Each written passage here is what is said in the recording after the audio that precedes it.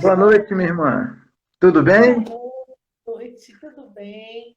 Quero já começar agradecendo por ter aceito o nosso convite, viu? É um prazer. O prazer é meu. Fico muito feliz de poder ver a irmã e participar dessa live. Um abraço para o É, Walter. Não sei se ele está aí perto de você, tá bom? aqui, o pastor está mandando um abraço, não. Ele mandou outro. Pastor Clóvis, a gente vai começando. A Sandra Helena está aqui mandando mensagem. Eu sou amiga do pastor Clóvis. Que bom! Ela está aqui Obrigado. já Um falando. abraço, Sandra Helena, também. Saudade de você. Aos pouquinhos o pessoal vai entrando, pastor. Sim. Pastor, então, temos muito que conversar, né? Eu já estava assim, já ouvindo, vendo as propagandas sobre o livro, e eu sempre, mas por que o gerúndio? Acho que temos muito para conversar, tem muito para ser falado sobre o livro, sobre a sua vida, sobre o seu ministério, o propósito do livro, né? E acredito que vai ser uma bênção hoje, esta live. É a primeira live, pastor? É, assim, interagindo assim com outras pessoas assistindo, é a minha primeira live, inclusive a primeira a respeito do livro, né? A respeito do livro. A gente só está habituado a fazer as lives lá do culto, lá da igreja, onde nós somos membros, transmitindo pregações e doutrina. Mas sobre o livro é a primeira vez. Quero aproveitar também e dar boa noite para a irmã Cristina, que está aqui assistindo, não está? Tá, tá, sim. Olha quem entrou aí, a Regina. Regina é a mãe da nora do pastor Clóvis. Isso, é isso aí. Um abraço, Regina. Fábio Regina Reis, Costa Borges, é, Fábio Pedrina Reis. Costa é minha cunhada. Um abraço, Pedrina. Fábio Reis é o meu pastor, o pastor da minha igreja lá, com quem nós trabalhamos. Que honra, que legal. Deus abençoe o pastor Clóvis e Landa. A Regina está falando aí. Um grande abraço, Regina. Um abraço no Jorge, na Luísa, no Gabriel, que é o filho do É, pastor. Qual o nome do obrigado, seu outro Regina. filho, pastor? Pastor Clóvis. Oi? O nome do seu outro filho? Ah, é o É Bruno. Gabriel, Gabriel e É, Bruno. o Ok, Bruno é o primogênito, ele é casado com a Catarine. ok. E o Gabriel casado com a minha prima Luísa. É verdade. Essas Pastor, meninas vamos são lá. uma Primeira, bênção. primeira pergunta, porque o tempo corre, né? Gente, eu falei para o pastor, nós temos 1 minuto de live. Acho que o pastor suou frio ali quando eu disse. Era 1 hora, eu disse, nós só temos 1 minuto de live. Mas, É, ok. Nem assim ele desistiu. Ele disse, não, a gente não faz. é fácil Mesmo não, né? assim. Pastor, fala um pouco de quem é o pastor, o autor do livro Gerúndio da Pregação. Pastor Clóvis, pelo pastor Clóvis. Fala um pouco aí. Muito bem. Meu nome é Clóvis, mais conhecido também, mais conhecido não, também conhecido como Pastor Clóvis, né? E eu sou casado com a Cristina, há 30 anos que a Cristina traz doçura, traz alegria para a minha vida. Nós somos casados há 3 décadas e alguns dias, né? E alguns meses.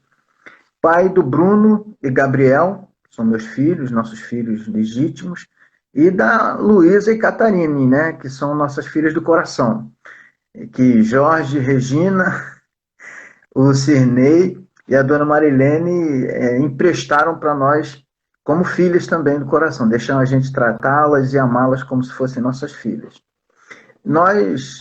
Eu sou pastor desde 2007, pastorei por 12 anos a primeira igreja batista em Rocha Sobrinho, aqui em Mesquita, no Rio de Janeiro, e atualmente nós estamos como membros, eu e minha esposa, como membros da segunda igreja batista em Éden, em São João de Meriti.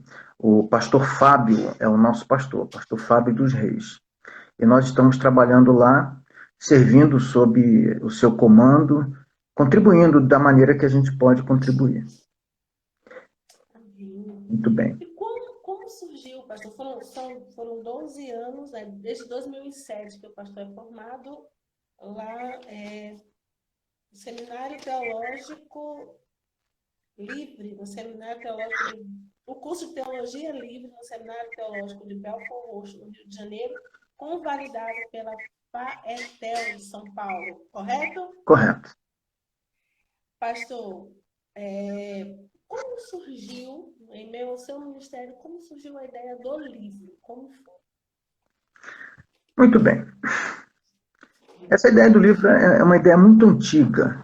Tem pelo menos uns 7 ou 8 anos. Se não tiver mais, é que a gente acaba se perdendo no tempo, né? A ideia em si, ela é muito antiga, mas eu comecei a trabalhar mesmo no livro cerca de 3 anos atrás, que começamos a reunir literatura que tratava do assunto, né? Da pregação em si, e com essa reunião de literatura, a gente foi formatando a ideia do livro, ou as ideias do livro, né, na intenção de trazer um pouco mais de despertamento para a igreja atual, mais especificamente a igreja no Brasil, com relação ao lugar da pregação, não apenas na liturgia, não apenas no culto em si, mas o lugar da pregação na vida do crente, na vida do membro da igreja, do servo de Deus. Uma vez que tem havido uma procura, sempre houve uma procura muito grande por música, por outras manifestações de culto, não é? Música, poesia, as artes cênicas, até o famoso Ministério de Coreografia. Todas essas manifestações acabam ganhando no culto o espaço, que é importante, obviamente, né? Temos que ter esse espaço para essas manifestações, mas, infelizmente, em detrimento do espaço que deveria ser reservado à pregação, que é através da pregação que nós conseguimos ser alcançados pelo entendimento, pela compreensão da Escritura, da Palavra de Deus. Nós temos, ao longo da história, como é que eu vou dizer, um pouco de desleixo por parte de algumas igrejas ou de alguma liderança em relação à importância ou à relevância que seria devida ao ministério da pregação em si. E esse livro vem na intenção de resgatar esse lugar, não é?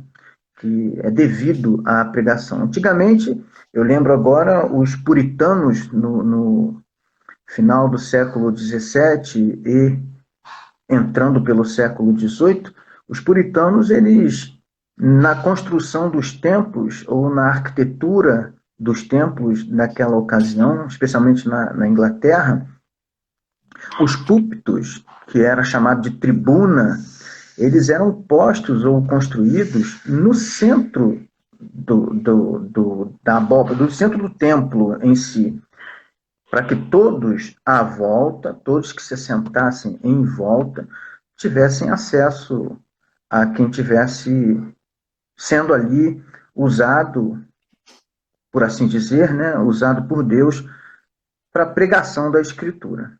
Então, o púlpito, que era o lugar de pregação, ele recebia um destaque até mesmo na arquitetura dos templos naquela época. E com o tempo foi passando, isso aí foi se perdendo, né? Esse valor, essa relevância da pregação na vida do crente e no culto foi se perdendo com o tempo.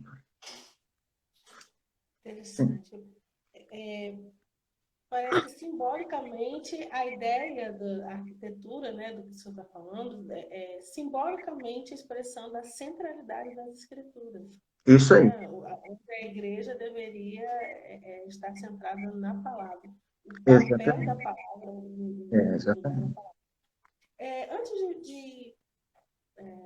pegando essa palavra que o pastor falou, na sua opinião, na sua percepção, o que ao longo do tempo veio causando essa descentralização da escritura na liturgia do culto? Bom, eu pessoalmente atribuo essa responsabilidade à liderança da igreja, porque, na verdade, pela própria experiência prática e pelo que nós temos visto, é a igreja, perdão, é a liderança da igreja, os pastores, né, a liderança em si, eclesiástica, que permitiu, talvez, ou possivelmente, né, devido à necessidade de atrair mais pessoas para as suas igrejas ou para as suas reuniões, começaram a dar espaço muito grande para o que eu chamaria atrações, né, no culto.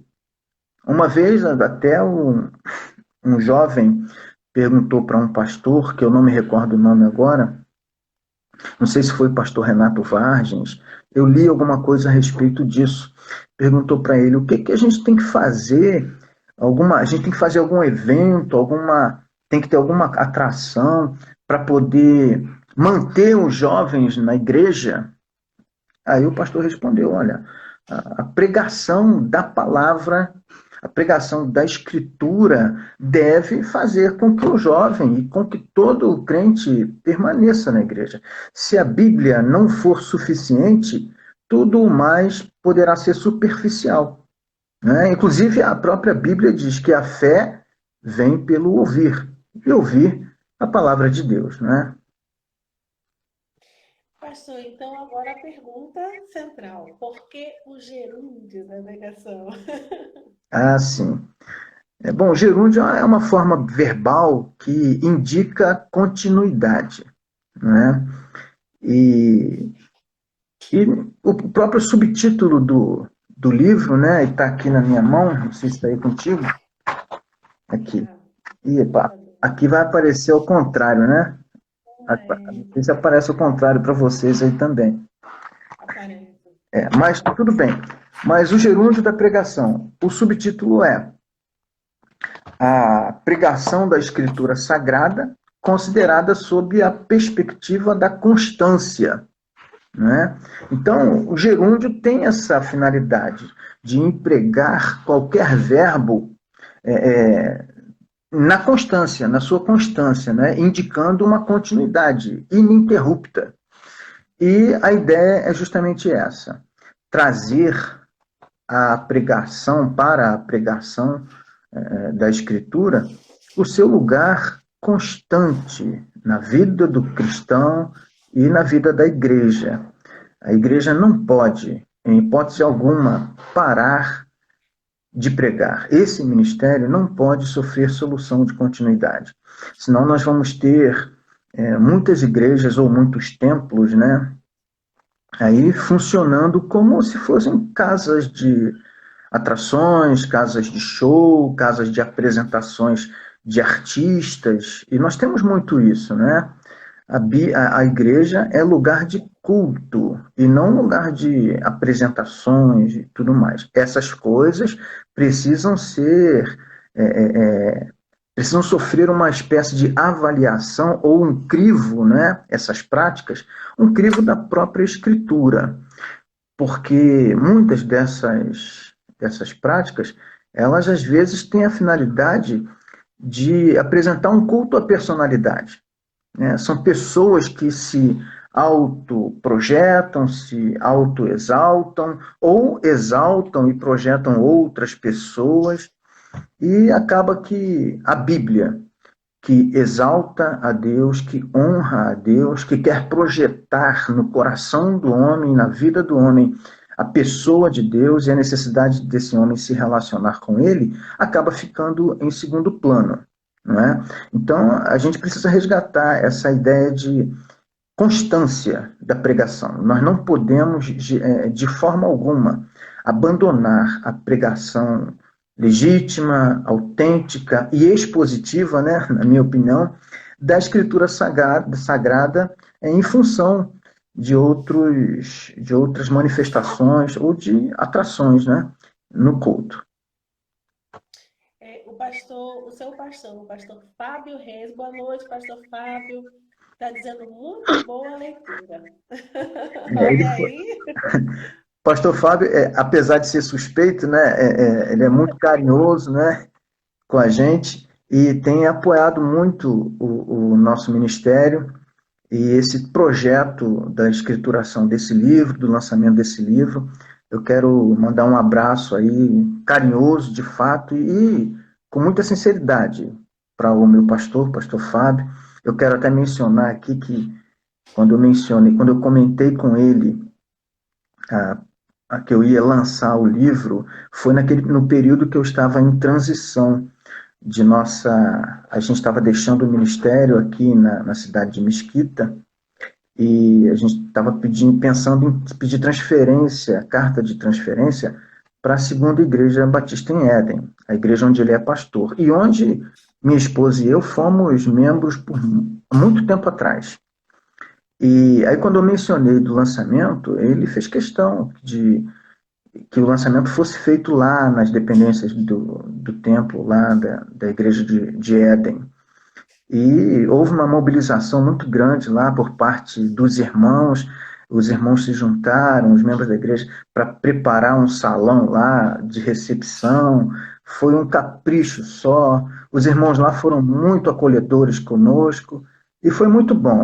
Nós devemos muita gratidão a todos os irmãos da Segunda Igreja Batista em Éden por terem nos acolhido nessa transição e também por terem se mobilizado com muito afinco para que o lançamento do livro ocorresse. E eu devo dizer, ocorreu com um certo sucesso, vamos dizer assim, né? Eu fiquei muito feliz com o resultado do lançamento do nosso livro, apoiado pela nossa igreja, a Segunda Igreja Batista em Éden. Um abraço, pastor Fábio. Obrigado por tudo aí, viu? Está me apoiando até agora, viu? Tá aí. Que legal. Isso é muito, muito bacana também, pastor. Vendo assim, de pastor para pastor, né? Aquele respeito, aquela honra, e não vamos dizer assim, estando na mesma posição enquanto pastores, né? A mesma posição, digamos assim, mas essa relação de amizade, de apoio, muito, muito legal isso. Isso é interessante, bastante interessante. Pastor, vamos lá, eu já vou sair das perguntas que estavam marcadas. Manda Geralmente acontece isso.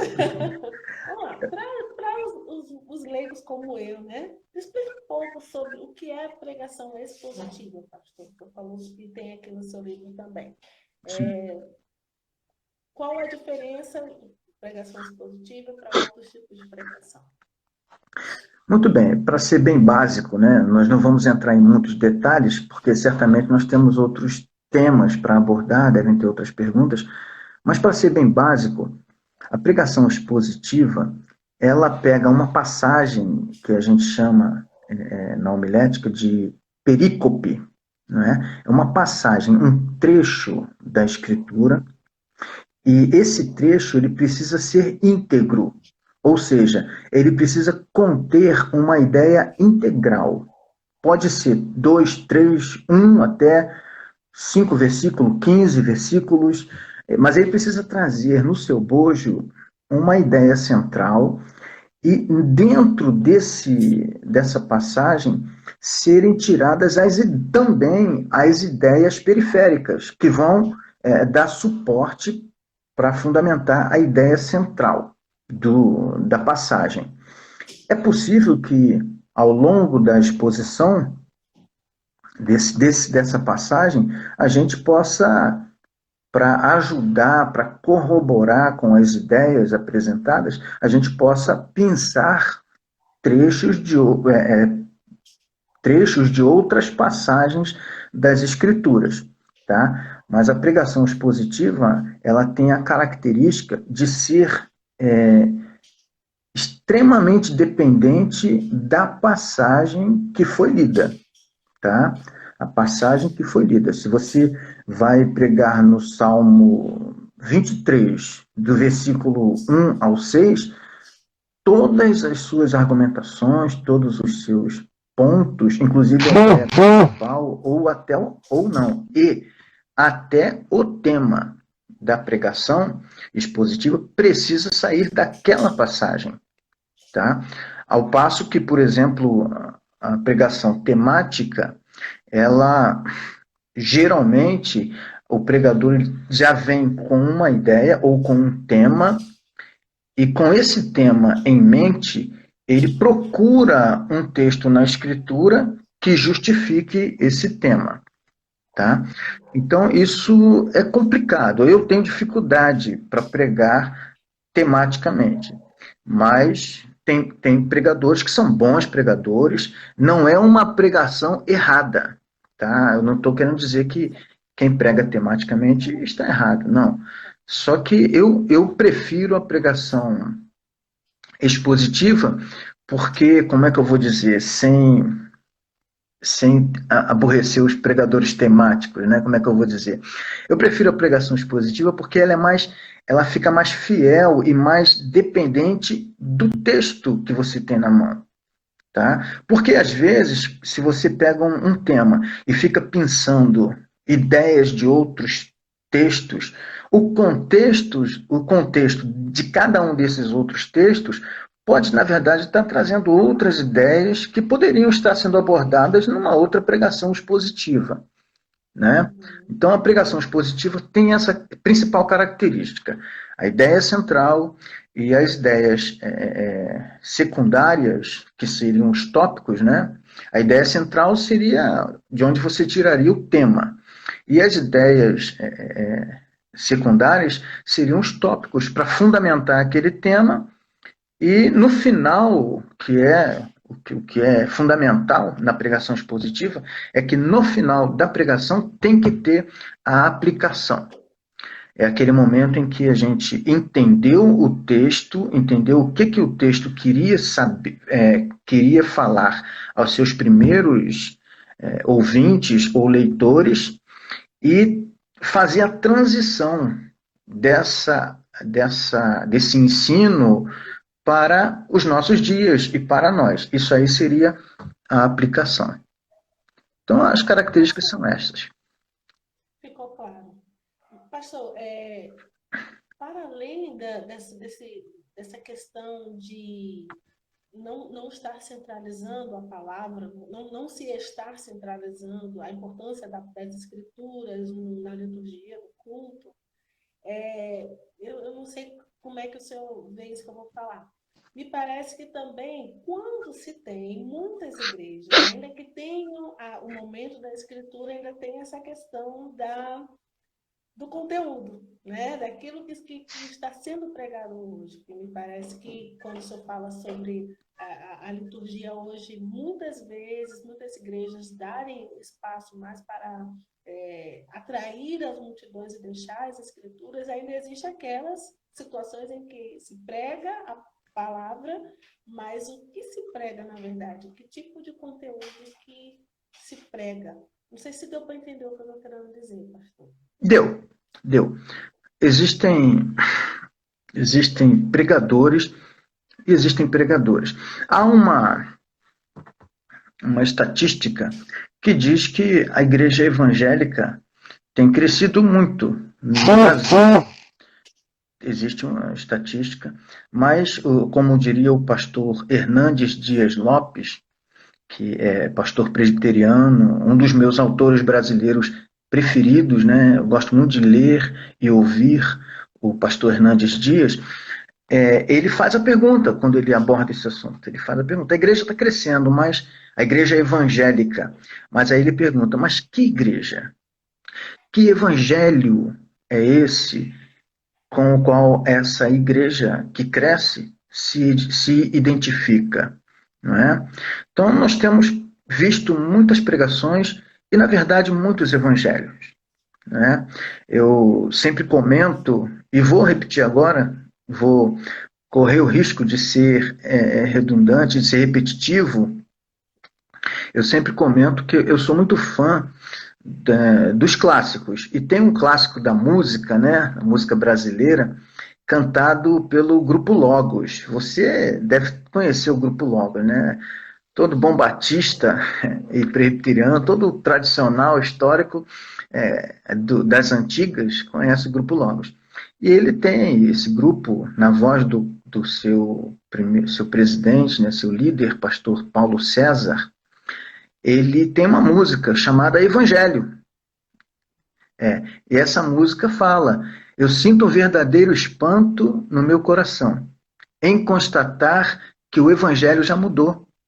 Quem ontem era servo, agora pensa que é senhor e diz para Deus como ele tem que ser. O verdadeiro Evangelho exalta Deus. Né? Então a gente tem visto aí muitos evangelhos. Tá? São pessoas... isso aqui não é um julgamento, tá? É uma constatação. Se nós formos verificar, nós vamos simplesmente constatar a veracidade das minhas palavras. Tem muitas pessoas que têm finalidades que são finalidades que não são, como é que eu vou dizer, legítimas, biblicamente falando, né? No sentido cristão, são finalidades ilegítimas. E apegam a Bíblia, a palavra de Deus, e usam todo o seu conteúdo como pretexto para alcançar os seus objetivos. Às vezes, objetivos de se manter no poder, objetivos de arrecadação de recursos financeiros, e vai por aí afora. Né? E o evangelho mesmo, acaba não sendo pregado. É uma pena isso, é uma pena. Uma vez que a gente se propõe a atender ao chamado de Deus para pregar o Evangelho, nós temos que pregar o Evangelho. Há que se ter muito zelo com a palavra de Deus, com a seriedade dela, o comprometimento não apenas com a sua pregação séria, né, mas o comprometimento em viver essa palavra, no sentido de que haja coerência entre a vida prática e o discurso, através da pregação. Eu não sei se eu respondi a sua pergunta. Tem um trecho aqui da sua introdução que me chama a atenção quanto a isso que o pastor está falando. Concordo com William Perkins quando declara que a pregação é flex anima, que persuade a alma, subjuga nossas mentes e muda nossas vidas, levando-nos da impiedade ao arrependimento, afirmando que a pregação possui duplo valor, servindo de instrumento para fazer reunir a igreja e, ao mesmo tempo, afugentar os lobos. Essa é a introdução do livro do pastor Clóvis. Eu vou ter minha cópia, né, pastor? Está a caminho. Com certeza vai chegar muitos aqui no Natal, que eu tenho certeza no Rio Grande do Norte. Amigos meus vão querer adquirir também. Pastor, é interessante que, no que o senhor falou, vendo esse trecho aqui, o verdadeiro evangelho, ele persuade a alma, subjuga as mentes e muda as vidas. É um incômodo, né? O verdadeiro evangelho nos incomoda, assim, nos desconforta, nos traz desconforto. Por isso o evangelho, como o senhor falou, o evangelho e alguns evangélicos, hoje estão sendo aquilo que o povo gosta de ouvir, né? Algumas igrejas acabam falando o que as pessoas querem ouvir. Para ver se fica na igreja também, né, pastor? Infelizmente, nós estamos sempre tivemos, né? Mas em cada geração tem aquela sua turma. E hoje nós temos a turma aquele povo, aquelas pessoas que não gostam de serem confrontadas, né? Uma coisa é pregar o que o ser humano precisa ouvir. Outra coisa é pregar o que o ser humano quer ouvir. Nós temos a Bíblia, gente, isso é muito sério.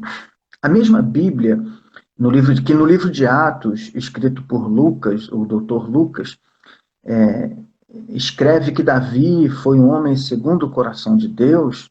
Essa Bíblia mostra que Davi foi um homem adúltero, homicida, tinha sangue nas mãos, e também mostra o Davi escrevendo por exemplo, o Salmo 51, que é um salmo de arrependimento e tudo mais. Então, a Bíblia ela não omite a pecaminosidade humana. A Bíblia confronta os seus próprios personagens e confronta os seus leitores.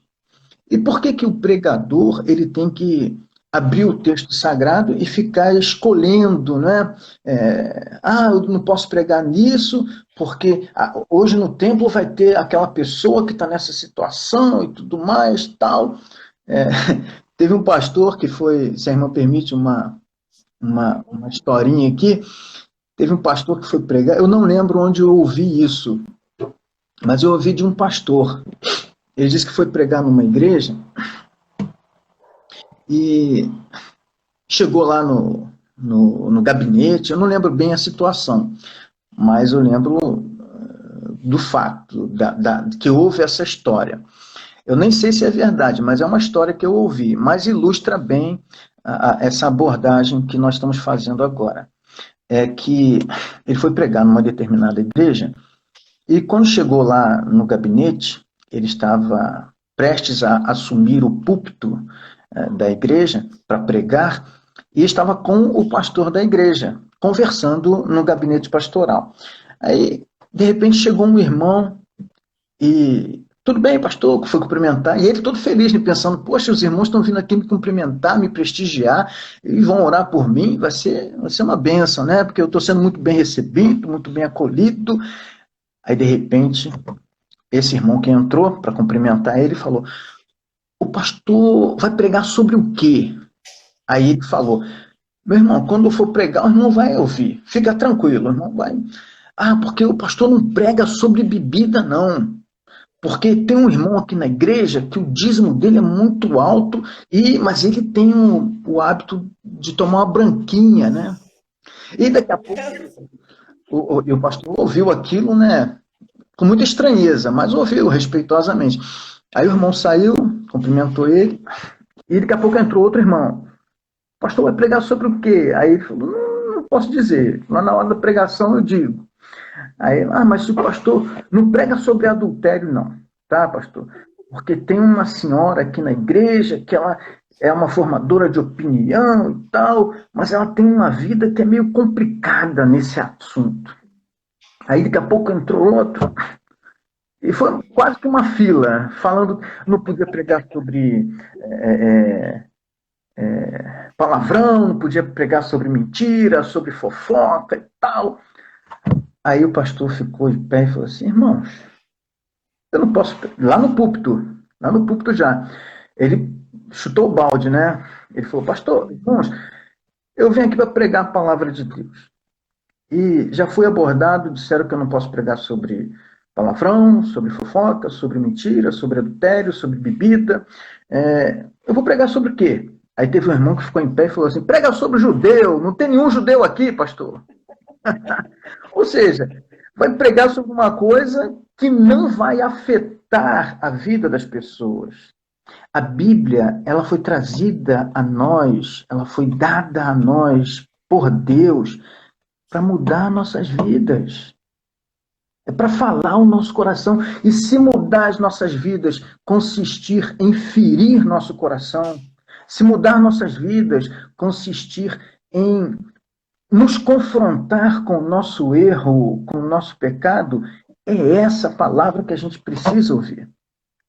Porque a nossa relação, o nosso relacionamento com Deus, depende de nós também nos posicionarmos, para que sejamos felizes na nossa relação com Deus. Não é? Então, infelizmente, nós temos hoje em dia, como sempre tivemos, né, muitas pessoas que ficam chateadas, ficam magoadinhas, né? Ficam tristinhas, ficam de mal com Deus, não querem mais ir na igreja, porque não gostou da palavra. Mas a palavra não é do pastor. A palavra é a palavra de Deus. O pastor, ele é óbvio que eu estou me referindo a pastores que éticos, né? Com seriedade, abrem a Bíblia e pregam. Essa, inclusive, minha irmã, e amigos e irmãos que estão aí participando, essa, inclusive, é uma das vantagens da pregação expositiva.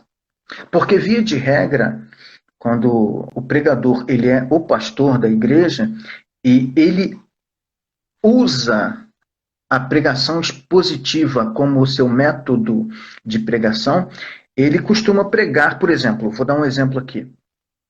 Quando eu pastoreava em Rocha Sobrinho, em Mesquita, houve um período em que eu preguei o Evangelho de João, direto. Levei meses pregando o Evangelho de João.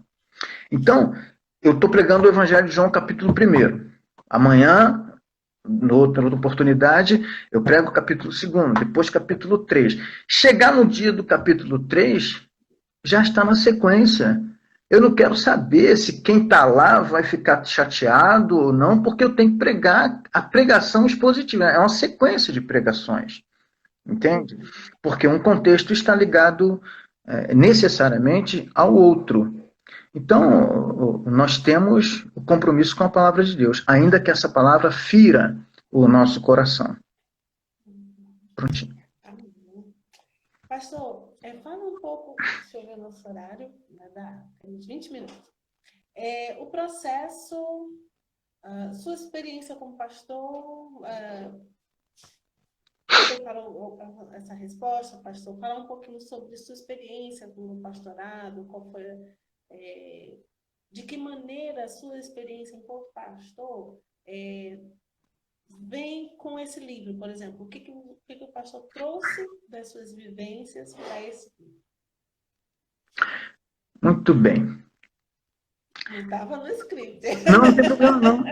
Tem problema não. Como eu disse para a irmã, eu ia responder todas as perguntas. Ainda que eu respondesse algumas dizendo que não sei, né? Não sei a resposta. Porque nós somos humanos, né? Mas essa resposta, ela é perfeitamente respondível, né? O ministério pastoral em si, não obstante o tempo ou o local, o exercício dele é que faz com que nós sejamos pastores. A verdade é essa. Muitos de nós participamos da academia, vamos para o seminário, e alguns fazem até pós-graduação, mestrado, tudo na área de teologia ou em áreas relacionadas à educação cristã. Mas todo esse conhecimento não forma o pastor. Pode formar o teólogo, pode formar o educador religioso. O que forma pastor é a igreja. É a experiência diária com a igreja. É aquele olho no olho, aquelas lágrimas que rolam juntos com as ovelhas, as gargalhadas juntas, as dores, sabe, as conversas ao pé do ouvido, as visitações, aquela necessidade diária de ler mais, de estudar mais, de buscar mais, com a finalidade específica de ter alimento nutritivo, biblicamente falando, para oferecer para o rebanho do Senhor.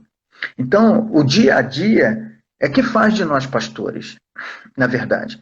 E a experiência com a igreja é que nos forma como pastores em si. Podemos até, antes disso, ter o PR na frente do nome, tá?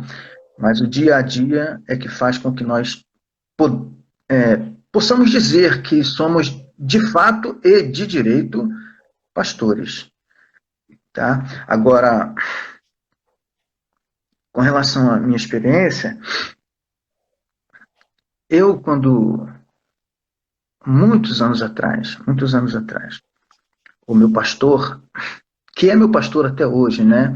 Embora ele esteja tão distante, ele está ajudando o pastor Pascoal Piragini, lá na Primeira Igreja Batista, lá em Curitiba, né, Paraná, e acho que, se eu não me engano, ele é pastor de famílias lá, ou de casais, não sei. O nome dele é pastor Edson Múrcia de Andrade. Eu quero até mandar um abraço carinhoso e saudoso para ele, tá, pastor Edson? Se ele não estiver assistindo agora, ele vai assistir depois, né, que a gente vai divulgar no YouTube esse vídeo, essa live. Mas ele foi que me deu a oportunidade. Ele é ainda, né? Todos nós da escola Múrcia, lá na Segunda de Éden, ele foi pastor na Segunda Igreja Batista em Éden. A gente quando fala dele, a gente fala da escola Múrcia, porque ele foi a nossa escola, sabe? E ele que me convidou a primeira vez para pregar na casa de uma irmã, e eu preguei na casa da irmã. E quando terminei de pregar, ele falou: se prepara para domingo de manhã. Isso é uma quinta-feira. E dali para cá, eu nunca mais parei de pregar, sabe? E fiquei protelando a ida para o seminário por muitos anos, embora estivesse sendo aproveitado por ele, né, no Ministério da Pregação, lá na Segunda Igreja Batista em Éden. Eu fiquei protelando, até que um dia não resisti e comecei a fazer o seminário, parei no meio do caminho. Muitos de nós, pastores, quando vamos para o seminário, muitos acabam interrompendo os estudos por razões diversas, né? Embora nem todas justifiquem o abandono, mas eu parei por um período, depois recomecei, até que nós nos mudamos. Me mudei com minha família para cá, para Mesquita, e chegou aqui, nós retomamos os estudos no seminário, que foi quando nós fomos para o seminário de Belford Roxo, e houve um momento em que a igreja ficou sem pastor e nós éramos seminarista. Eu era seminarista na ocasião. Mas era relator da comissão de sucessão pastoral. Portanto, seria antiético eu participar, né, como é que eu vou dizer, participar do processo como candidato. E estava correndo os trabalhos. De repente, uma irmã, que era membro da comissão de sucessão pastoral, ela perguntou se eu, como seminarista, eu poderia concorrer ao ministério pastoral. Aí eu falei, não tem problema nenhum, só que eu não posso mais ser dessa comissão, não posso mais, porque na ocasião eu era fazia parte da diretoria estatutária da igreja. Aí eu expliquei para ela que eu tinha que pedir exoneração de todos os cargos da igreja, eu teria até que me ausentar da igreja, dos cultos, né, porque havia outro candidato e não seria justo eu estar presente e o candidato não era membro da igreja, né? De modo que acabou que a igreja, no final do processo, acabou me escolhendo como para ser consagrado ao ministério pastoral sem concluir o curso de teologia. Mas eu não interrompi, né, esse processo, continuei o curso, me formei e depois fiz a convalidação lá por São Paulo. E a questão da literatura entrou mais na minha vida bastante tempo depois que eu concluí o curso de teologia. Mas começou a germinar muito no meu coração depois que eu comecei a pastorear. Porque eu não tinha aprendido a pregar expositivamente no seminário. No seminário eles ensinaram, pelo menos na minha geração, mais a pregação temática. Eu aprendi sobre pregação expositiva lendo Hernandes Dias Lopes, lendo Augustus Nicodemos, lendo essa turma aí e lendo livros de pregadores estrangeiros também, né?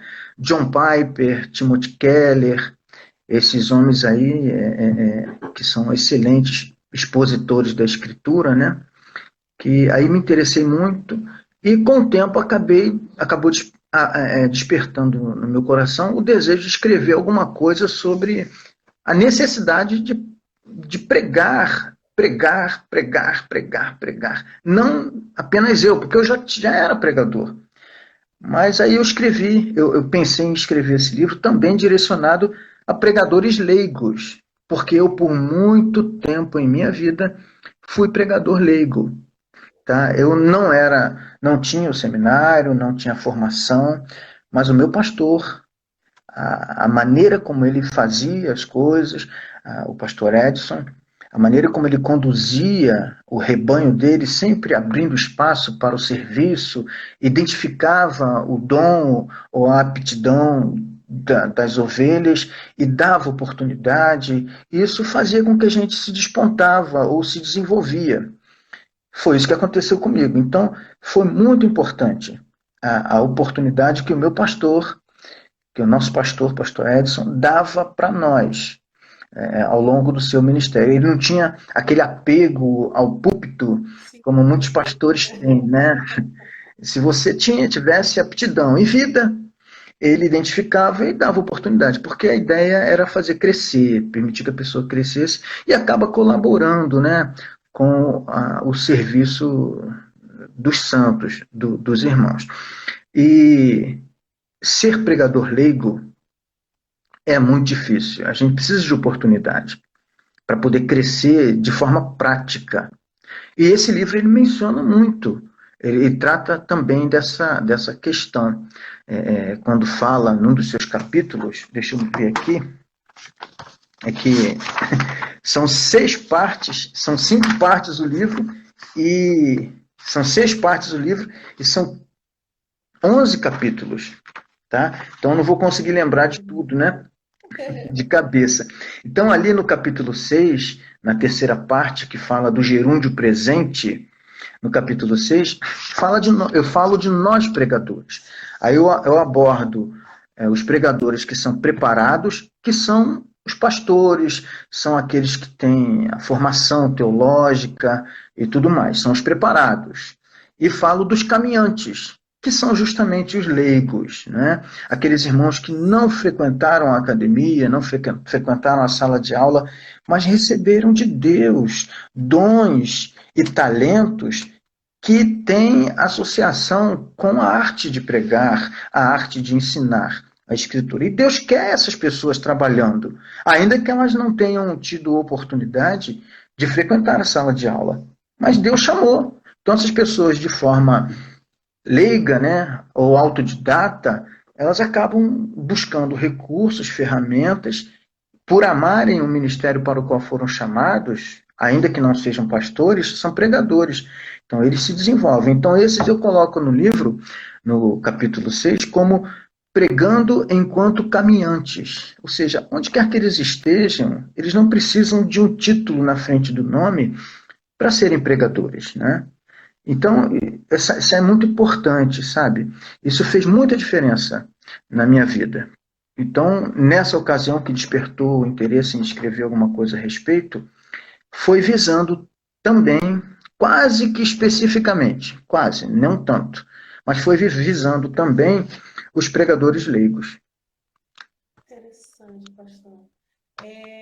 Aqui, Lua Underline Music está dizendo assim, deixa eu baixar um pouquinho. Já passaram alguns comentários aqui, pessoal, desculpa, porque às vezes trava e aí eu não consigo acompanhar.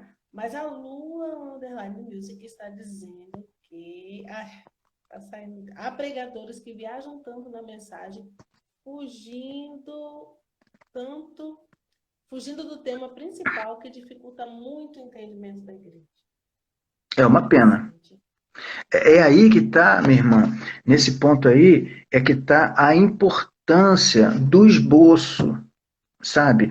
Eu vejo muitos pregadores, eu até admiro, né? Até admiro, pregador que tem a capacidade de preparar um sermão, uma pregação, ir para o púlpito só com a Bíblia. Ele ficar dependendo apenas da memória prodigiosa, né? Que deve ser prodigiosa. A memória dele para lembrar do tema e se manter fiel àquele tema até o momento da conclusão, da aplicação do seu sermão. Quando nós temos o esboço não é necessariamente todo o sermão digitado ou escrito, mas o esboço é a pontuação que faz com que a gente dê uma olhadinha e lembre, porque se fomos nós que fizemos, nós vamos lembrar só em ver uma palavrazinha, né? Então, o esboço evita que nós fujamos da temática que nós nos comprometemos a abordar ao longo do sermão. E se fugir da temática, corre o risco de fugir do texto. E eu acredito que o dono do texto não fica muito satisfeito com esse negócio, não. É verdade. Acho que demonstra também a questão de como é tão importante a pregação que precisa ser feita com muito cuidado. Então, tem a ver com né, excelência. E também acredito que você colocar a Bíblia, a revelação de Deus como principal e não sua habilidade, sua capacidade de falar da sua própria cabeça, que acaba você ficando em evidência. Né? Olha como esse pregador sabe, ele fala, ele sabe todos os versículos bíblicos, perde um pouco o foco, né? Uma coisa que chamou a atenção aqui, ó, a gente está com bem pouco tempo, nós temos 6 minutos. Ó,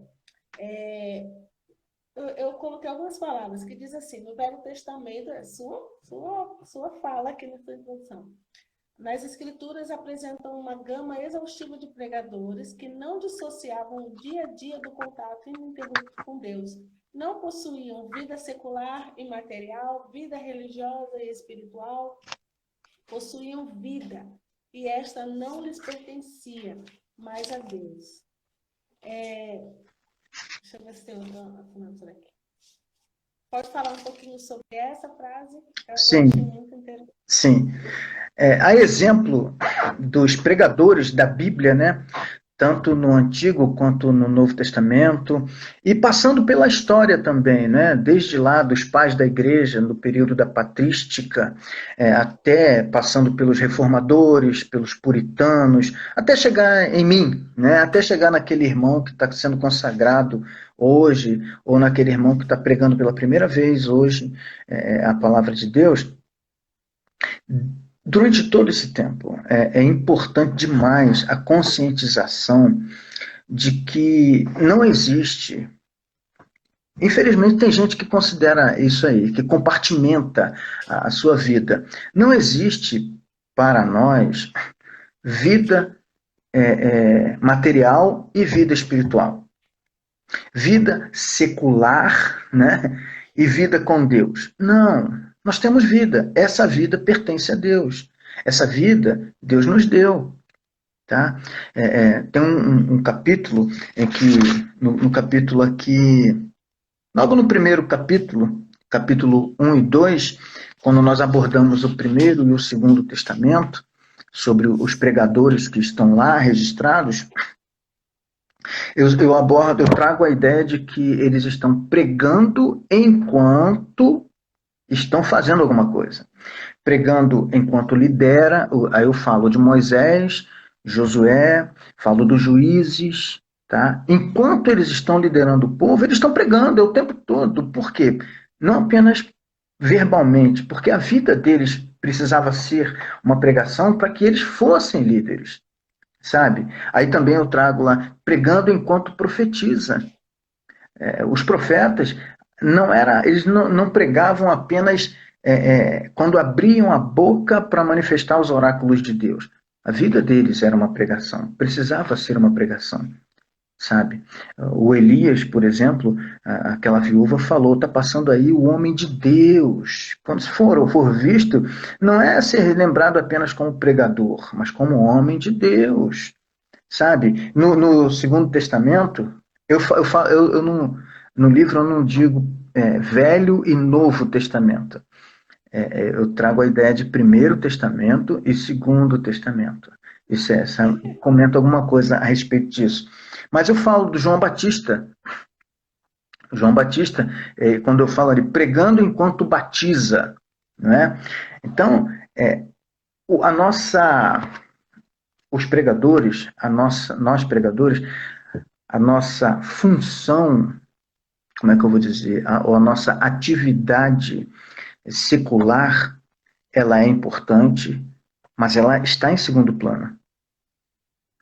Porque eu não estou proibido, como pregador ou como pastor, de ter a minha profissão. Eu preciso, inclusive, ter a minha profissão para que eu possa cuidar da minha família em todos os sentidos, em todos os aspectos. É uma pena, é lamentável quando o pastor ele encara, opinião minha, pessoal, tá?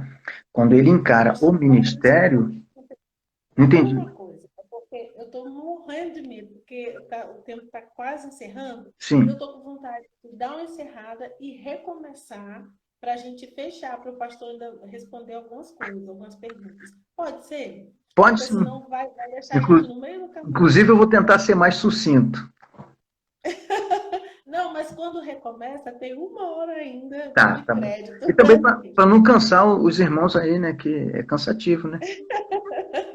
E também porque o senhor tem que falar como é que faz para adquirir o livro, um monte de coisa. Então, Tá, peraí que eu vou encerrar. Gente, não saia, por favor. Não saia. tá Daqui a bom. pouco vocês vão Fica aí, voltar. pessoal. Fica aí que a gente volta e a gente não vai tomar muito tempo de vocês depois, não. Mas como eu ia dizendo, eu pessoalmente tenho dificuldade de concordar com um pastor que encara o ministério pastoral como profissão, tá? Isso é muito complicado, não é um julgamento da minha parte, não, tá? Não estou aqui para julgar quem pensa assim.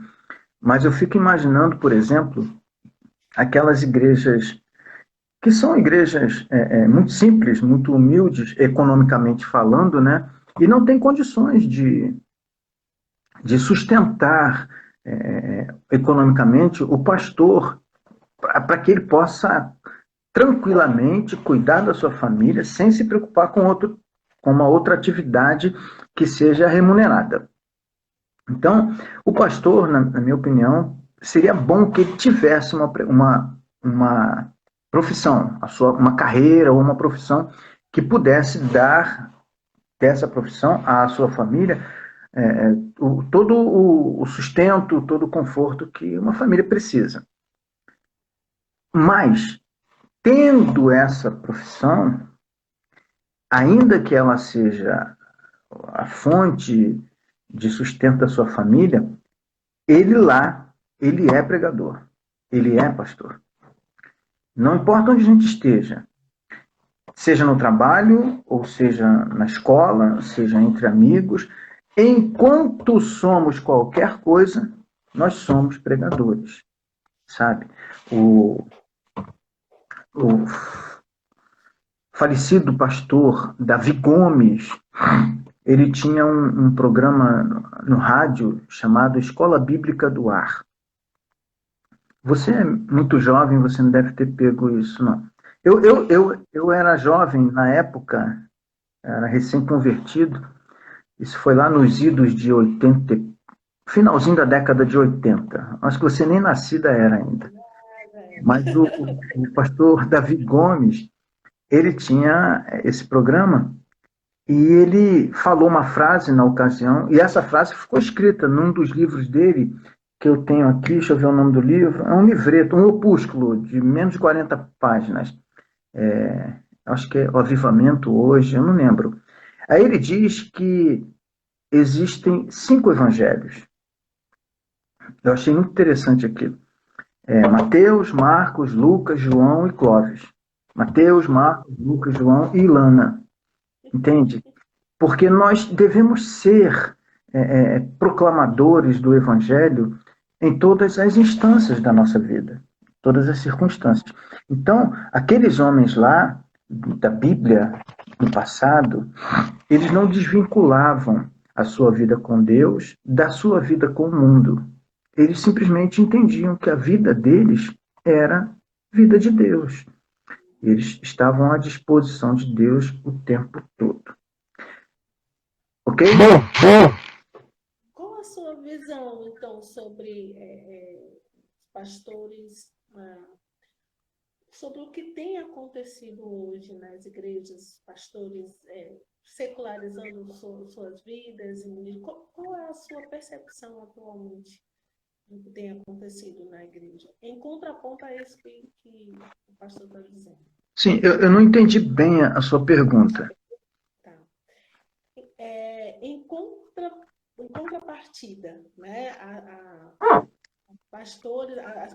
os pastores, eles terem a sua profissão, mas na sua vida, no seu viver diário, ou seja, no seu trabalho, eles continuarem sendo pregadores. Qual é o seu olhar sua crítica ao que existe hoje, no seu ponto de vista, o que existe hoje em os pastores em relação à secularização, enfim.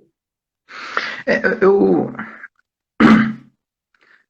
o que existe, que não deveria existir, é não somente pastores, mas pregadores em si, o crente em si, que estão no trabalho, estão na faculdade, estão nos outros ambientes, que não são o ambiente litúrgico, o ambiente eclesiástico, né?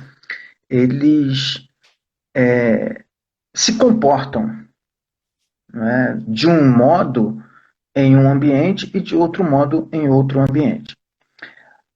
É uma pena que isso aconteça, mas não existe ambiente melhor para você, para nós influenciarmos as pessoas aliás, né, nós somos chamados para isso. Não existe ambiente melhor para influenciarmos as pessoas como pregadores ou como cristãos do que os ambientes extra-igreja, fora da igreja. Porque, na verdade, na igreja, todos já estão, teoricamente, né, evangelizados, todos já têm o mínimo de conhecimento da escritura, e muitas pregações apenas reforçam, no ambiente litúrgico, no ambiente eclesiástico, muitas pregações apenas reforçam o que já se sabe, o que já se tem no coração, aprimorando o conhecimento em si. Mas os outros ambientes, fora da igreja, esses ambientes, eles precisam ser ambientes também de pregação. É muito difícil mesmo, porque há muitas restrições, há muita dificuldade, mas nós precisamos experienciar a fé evangélica, precisamos experienciar a prática da pregação pessoal ou da evangelização, do evangelismo pessoal nesses ambientes, sabe? E a solução seria a gente chegar nesses ambientes e deixar claro quem nós somos, deixar claro como nós nos comportamos, como nós verbalizamos a nossa vida. Não existem duas pessoas, tá? Mas os pastores que têm sua carreira ou sua profissão enfrentam dificuldade. A principal dificuldade, eu não sei se essa abordagem cabe na pergunta da irmã, mas enfrenta a principal dificuldade é a dificuldade de atender a demanda do ministério, sabe? Se ele encara como ministério apenas da porta para dentro do templo, ele vai ter dificuldade, porque ele vai deixar de ser pastor ou de ser pregador da porta para fora. Então, essa consciência, esse entendimento do dever cumprido em relação ao chamado, em todas as instâncias, traz contentamento para o pastor, traz contentamento para o pregador. Eu trabalhei durante dos 12 anos de ministério, eu trabalhei fora, né, na minha carreira, por acho que uns 10 a 11 anos. Logo depois eu aposentei, eu sou aposentado como funcionário público. Oi? Sua formação, seu trabalho era? Eu sou policial militar aposentado, aqui do Rio de Janeiro. Então, completei os 30 anos, eu já estava pastoreando. Então, eu tinha dificuldade de poder dar assistência às demandas do rebanho por conta do trabalho aspas, secular, né, do trabalho de onde eu tirava o sustento da minha família. Então, mas o que trazia contentamento é que eu conseguia também exercer a minha vocação lá no ambiente de trabalho. Então, essa prática diária, essa prática constante e essa satisfação do dever cumprido, ainda que não seja no ambiente eclesiástico, traz uma segurança, traz sossego, conforto. Eu não estou cuidando, não estou dando todo o meu tempo para a igreja, mas estou dando todo o meu tempo para o Senhor. O reino, né? Para o reino, é isso aí. Então, quando nós dividimos, nós temos a dificuldade depois de estar com a igreja, porque muitos pastores acreditam que o ministério é só para o rebanho, para a igreja, sabe? Eu servi em todas as unidades da Polícia Militar que eu servi aqui no Rio de Janeiro, nós participamos em algumas, nós até fundamos ou reorganizamos congregações evangélicas, pedindo permissão aos comandantes, aos diretores, e a gente ia conseguindo descobrir quem era cristão, e a gente fazia um trabalho ali de evangelização, Tinha até uma unidade em que a gente conseguiu a permissão do comandante para fazer dentro da capela católica que tinha dentro da propriedade da unidade. E tinha muitas imagens lá de santos católicos, né? Eu não tinha dificuldade, mas alguns irmãos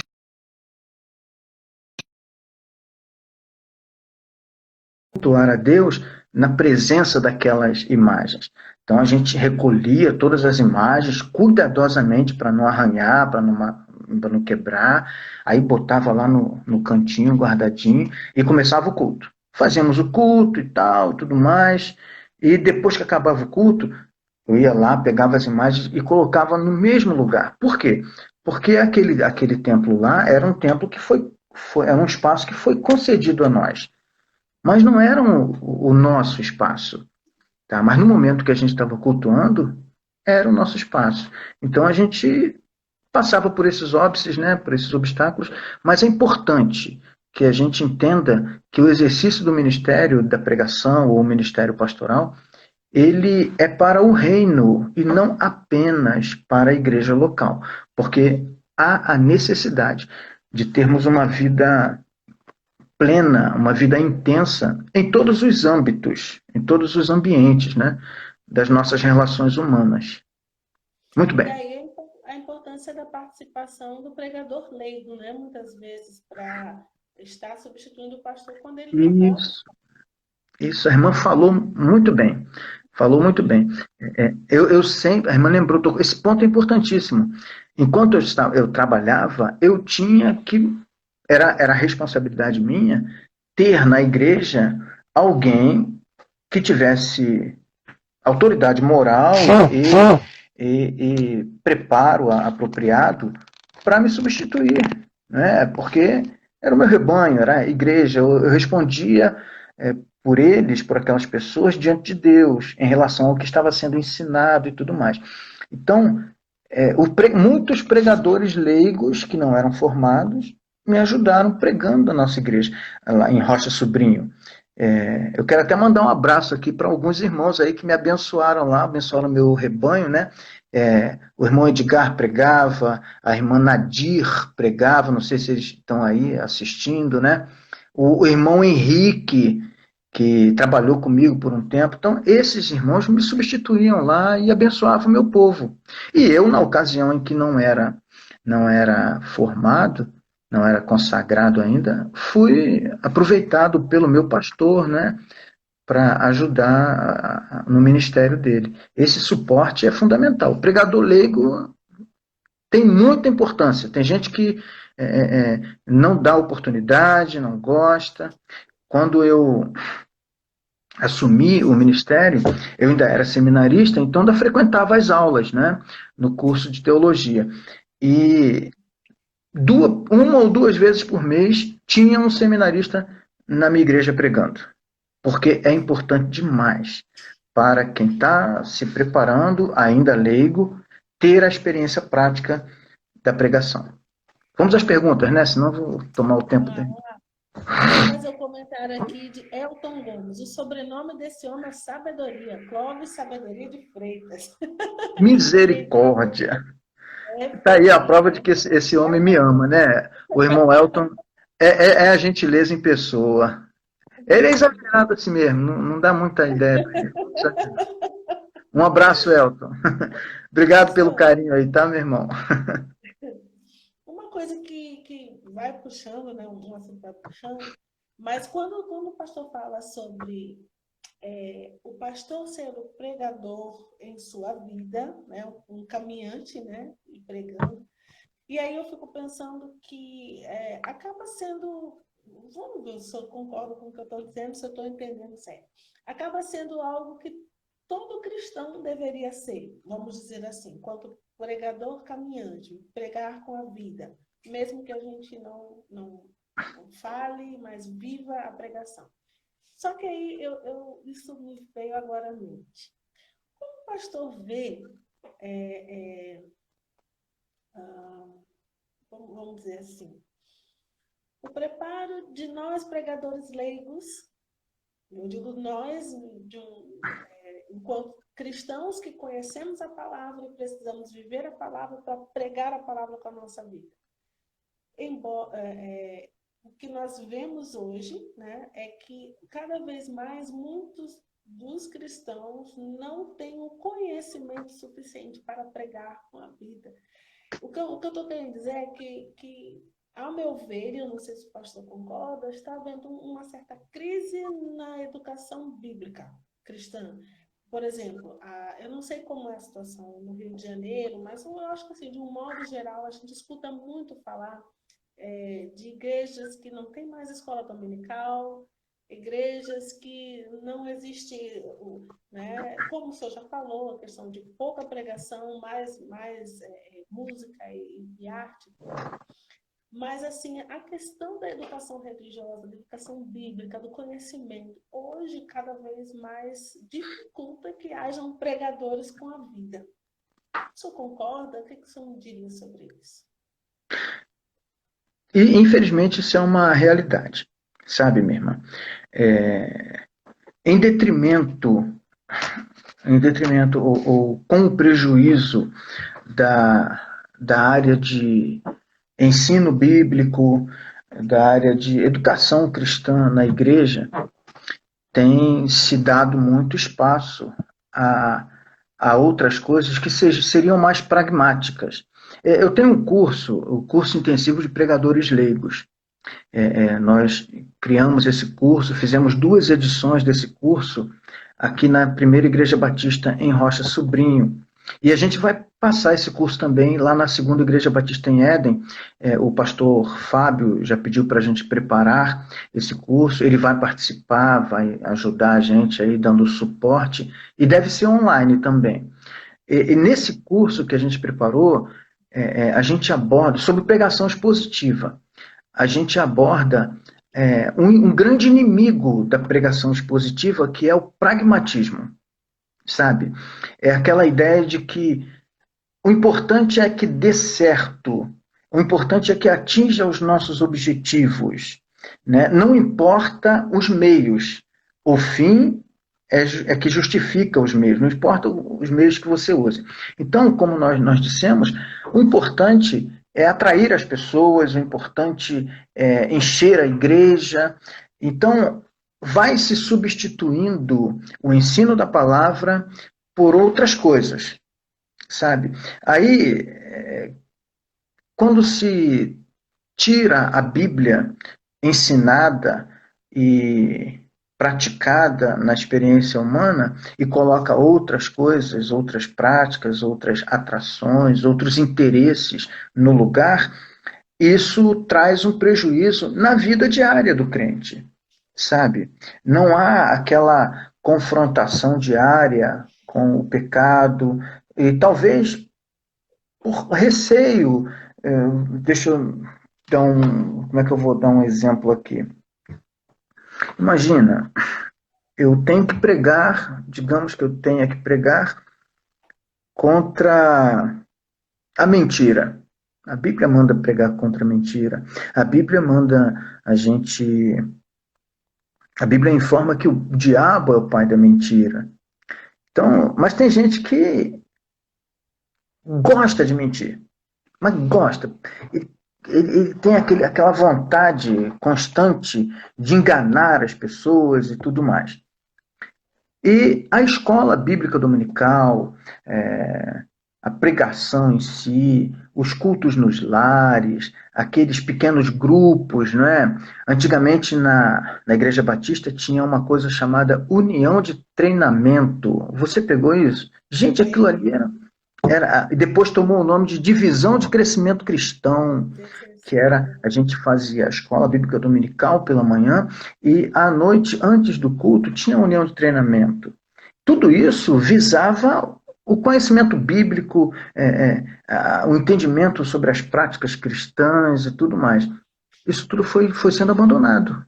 Foi sendo abandonado. A gente entrou com um monte de outras coisas que são paliativos e são substitutos, como é que eu vou dizer, insuficientes para o conhecimento da Bíblia, sabe? Então, muitas pessoas, hoje, na igreja, e a gente sabe que existem muitas pessoas vivendo em situação social ilegal, irregular, com comportamentos reprováveis, moralmente falando, porque não há aquela confrontação da palavra de Deus bem clara em relação ao nosso comportamento. Então, a gente perdeu a qualidade de vida moral da igreja nos ambientes extra-templo. Então, a igreja parou de influenciar. A igreja parou de contagiar. E está acontecendo o contrário. A igreja está sendo contagiada, né?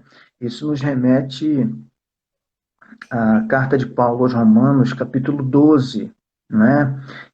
Versículo 2, que Paulo fala assim: e não vos conformeis com este mundo, ou seja, não tomem a forma deste mundo, mas transformai a vocês mesmos pela renovação do seu entendimento, para que experimenteis qual seja a boa, perfeita e agradável vontade de Deus. Então, para ter a experiência do conhecimento, do entendimento da vontade de Deus, é preciso ter o nosso entendimento renovado.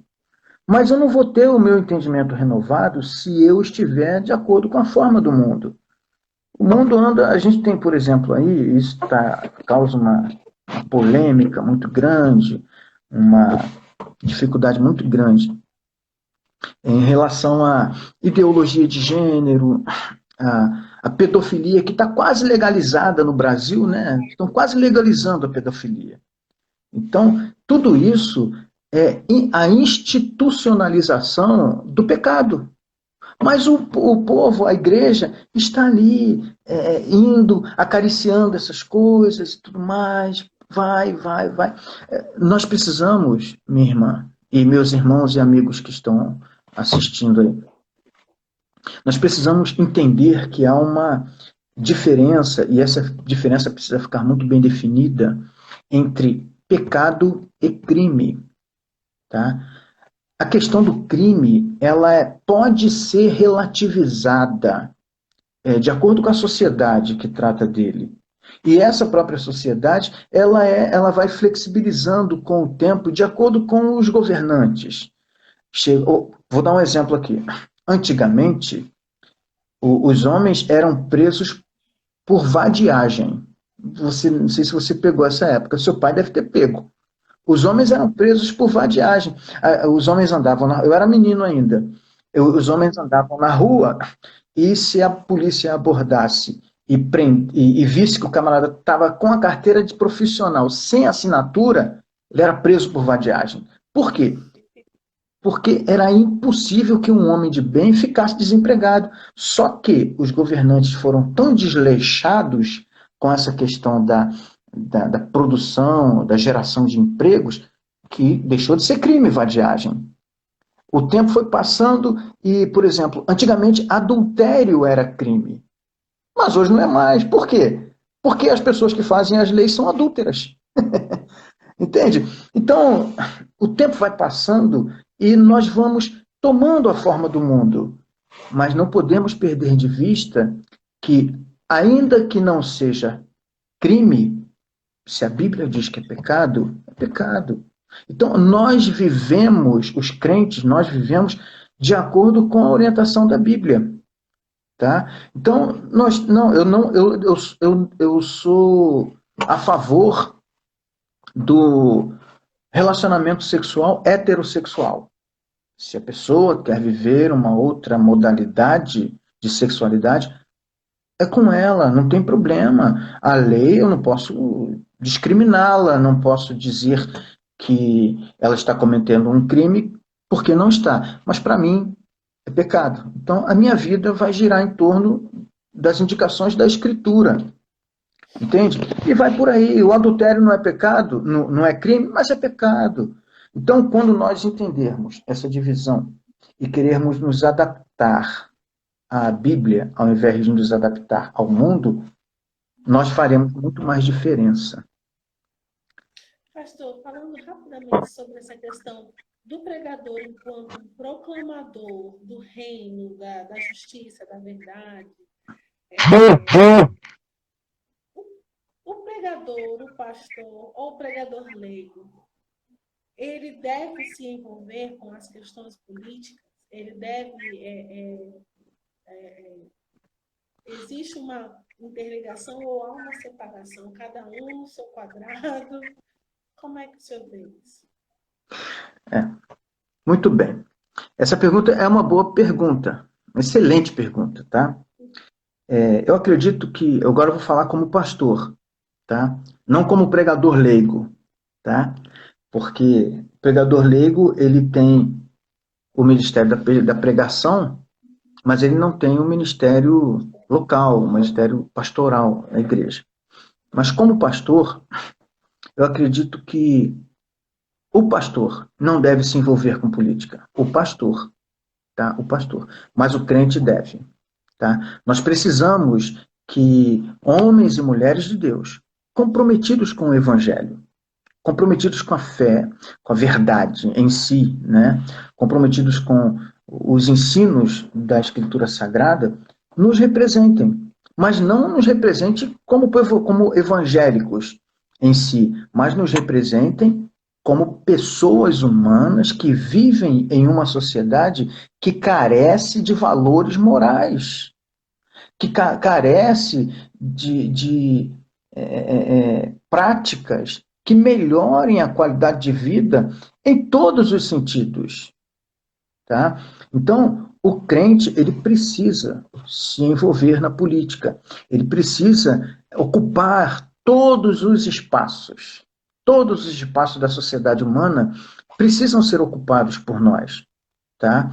E lá, se posicionando, vai poder fazer muita diferença, não apenas na vida pessoal das pessoas, daquele grupo com o qual ele se relaciona naquele ambiente, mas por conta das investiduras, da autoridade, do poder que é concedido a ele pelo povo, ele pode também trazer benefícios morais, não só benefícios sociais, mas benefícios morais para a sociedade sobre a qual ele exerce aquele tipo de autoridade.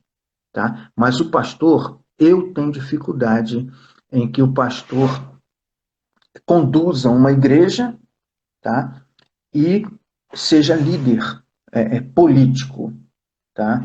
Mas o crente, sim. Então, se a pessoa tem uma vocação, tem um chamado para ser pastor de uma igreja, ele pode ter um outro emprego que possa sustentar sua família, mas não na política.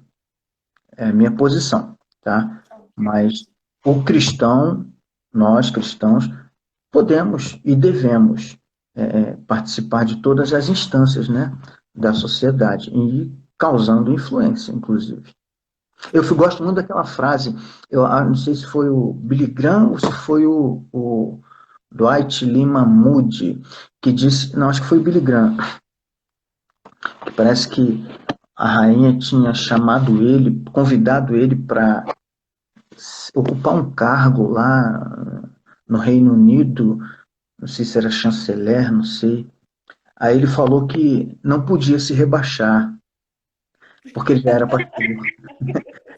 É, deixando a minha soberba de lado, né? De fato, ele está certo, porque não há chamado mais excelente.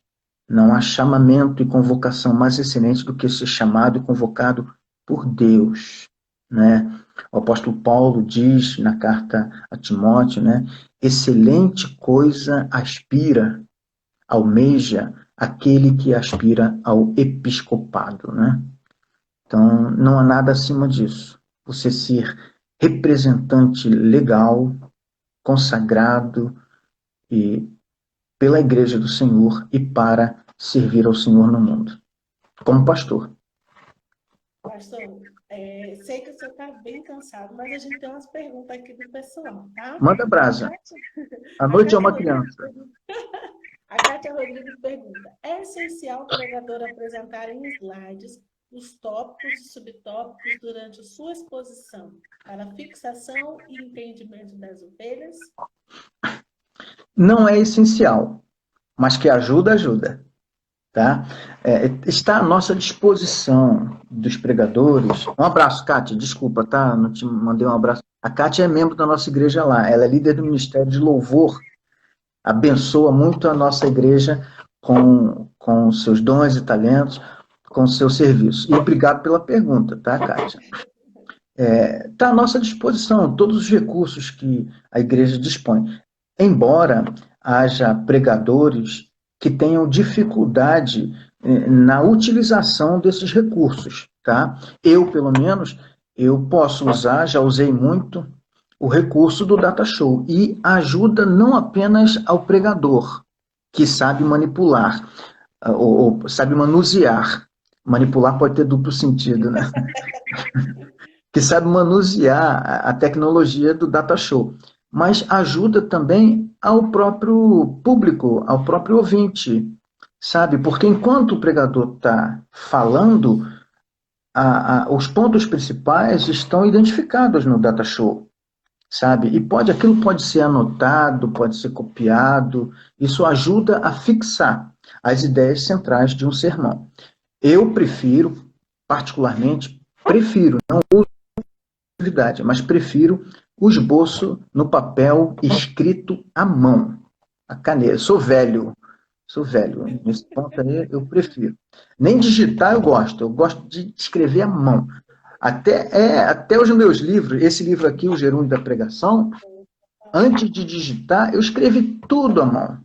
Todo eu ia escrevendo à mão e ia passando para o computador.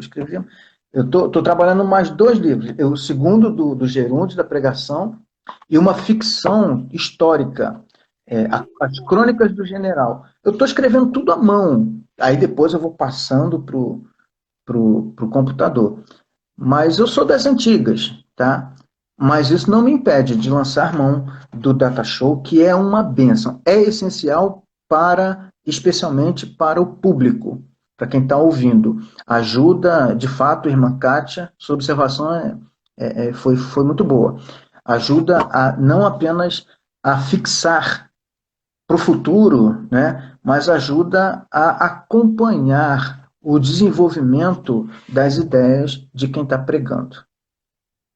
E o pastor acabou respondendo 2 perguntas que vinham, que era uma sobre como foi o processo e se havia outra obra, outro projeto de escrita e de livro em breve, mas o pastor já falou, pode falar mais um pouco, pastor, se quiser, sobre o processo da publicação. Para quem aqui estiver desejando escrever também, o pastor pode contar um pouco como foi. Ok. Foi um processo muito complicado. Primeiro porque eu mandei o que chama de book propose. Eu não sei nem pronunciar muito direito. A proposta do livro, né? Mandei a proposta com uns pontos do livro, né? Uma espécie de resumo para algumas editoras evangélicas. E isso durante 1 ano. Mandei, fiquei aguardando, tudo mais. E aguardei depois mais alguns meses. Não fiquei mandando diversas vezes para editoras. mas eu selecionei algumas editoras, editoras grandes, editoras pequenas, do nosso meio evangélico, que são editoras que publicam material relacionado ao tema do livro. Eu não podia mandar para qualquer editora. E não tive resposta até hoje. E isso me levou a me interessar em produzir o livro de forma independente. Tá? Eu mesmo digitei, formatei e contei com a ajuda da minha nora, que mora aqui em cima com o meu filho primogênito, a Catarine. Ela está fazendo curso de letras, e contei com a ajuda dela para fazer a revisão do texto, e ficou um trabalho muito bom, e eu procurei uma gráfica cuja os trabalhos que oferecia estivesse de acordo com o meu orçamento, porque aí a produção independente tem que ser paga. E aí eu fiz, e ficou muito bom o trabalho, e depois eu registrei o ISBN e fiz o e-book. Isso eu fiz recentemente. Fiz o e-book pela Amazon, inclusive está lá à disposição de quem precisar. Mas depois que a gente produziu os livros, o livro físico, que a editora, a gráfica e editora, mandou para minha casa, quando chegou, a gente obviamente agradeceu a Deus pela realização do projeto. Foi um momento muito emocionante para mim, especialmente abrir aquela caixa com todos aqueles livros. É como se fosse um filho, né? Que a gente aguarda alguns anos, né? E quando ele chega, a gente fica meio emocionado. E aí a partir daí, a gente começou a trabalhar no lançamento. Foi aí que entrou o suporte, o apoio, o carinho, a ajuda do pastor Fábio, a sua esposa, irmã Selma, a família pastoral e a igreja em Éden, a segunda igreja batista em Éden. Entretanto, nesse processo desse livro aqui, eu quero mencionar a primeira igreja batista em Rocha Sobrinho, a primeira igreja que eu pastoreei, né, por 12 anos, que foi fundamental como principal laboratório, né? A gente teve muito boa aceitação, a não ser que os irmãos não tenham sido sinceros, o que eu acredito que não ocorreu, em relação ao Ministério da Pregação, porque o Ministério Pastoral, o Ministério da Pregação, ele é uma das instâncias do Ministério Pastoral. Ser pastor é muito mais do que pregar, né? Mas é principalmente pregar e ensinar a palavra. É interessante isso é muito importante ressaltar, né? A gente vê ali no livro de Atos, capítulo 6, quando surgiu a necessidade dos apóstolos interferirem na distribuição do suprimento diário das viúvas e dos órfãos entre os gregos, eles pediram que a igreja separasse dos próprios membros 7 pessoas que tivessem sabedoria, Espírito Santo, temor, fossem pessoas qualificadas espiritual e socialmente para aquele ministério, entendendo que era um importante negócio, são as palavras dos apóstolos. E eles mencionam na Bíblia uma frase muito interessante. Eles falam assim: vocês selecionem esses homens para cuidarem desse importante negócio, enquanto nós nos dedicaremos à oração e à palavra. Tá? E eles, a priori, eram os primeiros pastores da igreja primitiva, né? Então, eles entenderam, e nós entendemos também, que a principal função do pastor são aquelas funções que têm relação com a palavra. Tá? Então, o ministério pastoral, ali na igreja em Rocha Sobrinho, ele foi muito... como é que eu vou dizer? Encontrei muito entusiasmo para conduzir o ministério da pregação por conta da boa resposta dos irmãos membros daquela igreja. Inclusive, boa parte dos membros da igreja estiveram lá na segunda Igreja Batista em Éden no dia do lançamento. Foram lá, me prestigiaram, me apoiaram, me abençoaram. Eu mando um abraço para cada membro da Igreja Batista em Rocha Sobrinha, a primeira igreja, que a gente não passa um dia sem lembrar desses irmãos, né? Muito carinhosos, muito acolhedores. A gente tem muita saudade desse povo. Mas, sim, pode falar. Fala você. Não, puxando para a pergunta seguinte, que já nosso tempo realmente está, vai fazer 2 horas. O que eu ia perguntar, gente? Agora foi embora. A respeito porque eu vi algumas fotos no seu Instagram sobre o dia do lançamento. Eu lembro que eu vi. Então, eu já ia falar também sobre o seu Instagram. Tem muitas boas postagens, muitas boas publicações, levam a muita reflexão, né? E aí foi por isso que eu também perguntei para o pastor se o seu Instagram ele vai ficar disponível para as pessoas conhecerem o seu trabalho. Como é que é isso? Quem quiser conhecer mais o pastor, mais da obra do gerúndio, da pregação, como é que pode conhecer? Bom, tem o Instagram, eu tenho a minha página no Facebook, que eu ponho bastante coisa lá relacionada ao tema. E tem meu e-mail, que eu posso deixar com os irmãos também, que não me furto a interagir através do e-mail. Tem o WhatsApp, temos os meios de contato. Eu estou precisando me aperfeiçoar, melhorar um pouco o meu conhecimento em relação a essas novas mídias, né? E eu pretendo, de fato, ter todas as opções de comunicação de mídia que tiverem disponíveis aí. Embora tenha a minha dificuldade com relação ao manuseio, mas eu tenho alguns jovens na família que sempre me ajudam, né?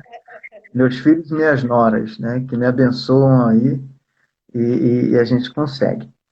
Mas a irmã também perguntou sobre o projeto, né? Na verdade, os projetos de livro, nós temos 7 projetos. São 7 livros já iniciados. Mas, no momento, eu só estou trabalhando nesses 2 que eu mencionei, que é o segundo volume do Gerúndio da Pregação, que vão ser 3 volumes, tá? Nesse segundo, eu abordo a pregação expositiva exclusivamente, tá? E no terceiro, nós vamos tratar do pregador, somente da pessoa do pregador. Vai ser um livro que vai ser exclusivo pregador. Inclusive, eu tenho até o título do livro já. É Senhores e Senhoras Pregadores. Tá? Porque nós temos muitas irmãs, como você, né? Como a Ilana, que abençoam a igreja, servem a igreja com excelência no ministério da pregação e até no ministério pastoral hoje em dia, né? Mas, na verdade, temos outros projetos. E o outro livro que a gente está trabalhando é As Crônicas do General. É uma ficção histórica e o subtítulo é A Ficção a Serviço da Apologética. É uma história bonita, uma história bacana. Eu vou começar a colocar algumas degustações no Instagram para o pessoal ir experimentando. E outros projetos, né? Outros livros que estão aí. Tem livros sobre homossexualidade. Olha o título. Homossexualidade na Igreja. Por que não? Parece. E eu me proponho no livro a responder. Por que não? Puxa! Entendeu? Não é uma pergunta, não é uma pergunta. É uma pergunta. Alguém pergunta, por que não? E o livro responde, por que não? Não, por isso, por isso, por isso. Por isso. Uau! Interessante que os livros do pastor pegam a gente pelo título já, né? A gente fica assim, gente, o que ele está dizendo aí? Que bom. Que bacana! Isso é muito importante. E a Mas sim, previsão? A previsão de estarem preparados, de já estarem começando a circular? esse segundo do Gerúndio da Pregação, a minha vontade era ter terminado e lançado agora em julho mesmo. Mas eu pessoalmente tive alguns contratempos e eu não vou dizer que foi aquele bloqueio criativo, né? Porque na verdade é um livro técnico e não depende de criatividade só, depende muito de trabalho. E eu poderia ter trabalhado mais, mas não consegui. Mas eu acredito que os dois que já estão em fase, já estão em andamento, eles vão ser lançados esse ano ainda, possivelmente antes de novembro. Antes de novembro. Talvez eu os lance juntos. Pastor, nosso tempo realmente voou. Foi realmente Sim. muito bom. A minha sogra, inclusive, estava aqui, ela saiu e ela deixou assim, obrigada pelos conhecimentos, né, Misericórdia. adquiridos. E Muito muita bacana gente ela. aqui, olha, obrigada pelos conhecimentos, ela botou. Rodrigues, Ana Carla disse um abraço, pastor. Bastante gente aqui Ah, falando. sim. A Ana Carla e o marido dela, o Anderson, eles são membros da Primeira Igreja Batista em Rocha Sobrinho. A gente não perde Isso. contato com os irmãos. Um abraço para vocês também, tá? Eu mando um abraço aí para todos. Eu não acompanhei aqui as participações, né? Mas desde os meus filhos e noras até meus amigos e membros das igrejas, né? Tanto de Rocha Sobrinho quanto de Éden, entraram aí. Eu quero deixar um abraço carinhoso, um beijo para todo mundo e a minha gratidão. Catarina é minha nora. Maravilhoso. Agora, pronto. É, Então, Catarine e a Luísa também está. Muito bom. Pastor, eles são bênçãos. muita gratidão.